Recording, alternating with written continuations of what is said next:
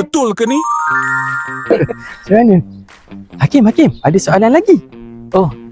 Soalan pasal apa ni? Tak semestinya ni.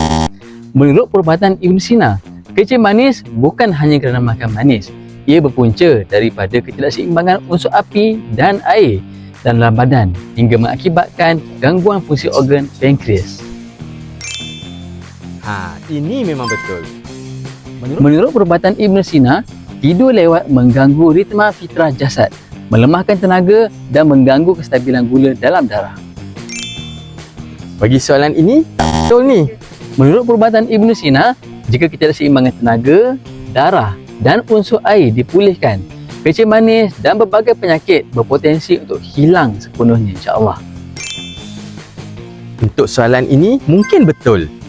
Menurut perubatan Ibn Sina, air sejuk boleh ganggu tenaga hayat dan memperlahankan peredaran darah yang menyumbang kepada ketidakseimbangan yang meningkatkan gula dalam darah.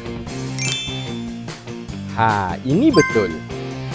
Menurut perubatan Ibn Sina, stres ganggu tenaga rohani sehingga tenaga hayat dan sistem imun lemah, menyebabkan ketidakseimbangan hormon dan metabolisme.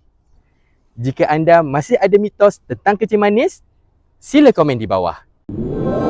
Bangkitkan nikmat hidupmu.